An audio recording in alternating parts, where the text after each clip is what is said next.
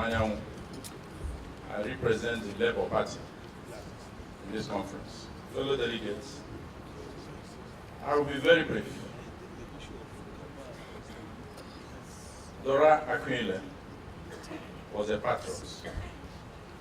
She had the heart to fight those who peddled on fake drugs. Even when those involved were from her own part of the country, she fought them.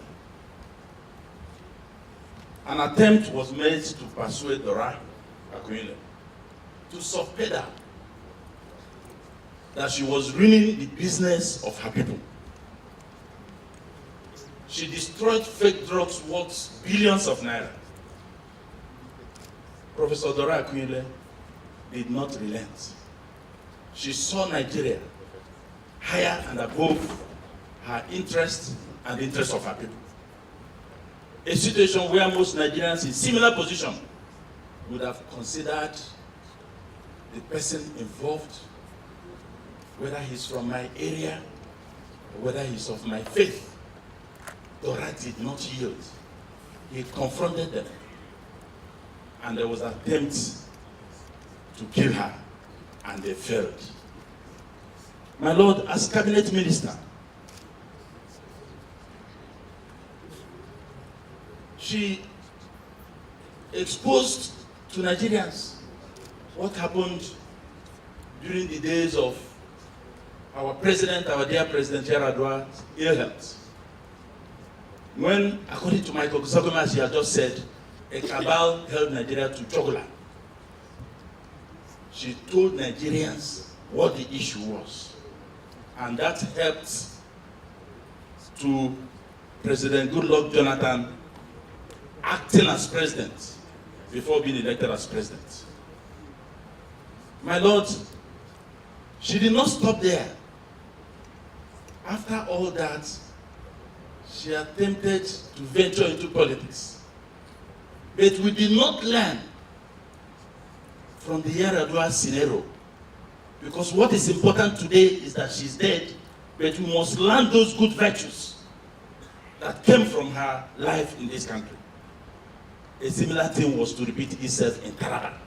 Even when a governor was incapacitated, he was being pushed to wave to the public. Even when it was clear, that means we are not learning anything from our situations. My Lord, when he ventured into politics, Dora visited me in my home in Lagos. She came at about 10 p.m. and she didn't leave until 1 a.m. She said she will not be given ticket in Abga, that she would like to run under the Labour Party. But I asked her one question. I said, would it be possible for you to be elected when the outgoing governor, Peter Obi, is from Agolo, and you're also from Agolo? She said, no, those things don't count. I said, no, go and think about it again. She left. 2 weeks later, she called me that she had consulted, and one of those she consulted was President Obasanjo. And that was the first issue he raised with her. He said, Dan, I am no longer running. Straight woman, honest, sincere, and she hates injustice. In this conference, when she spoke,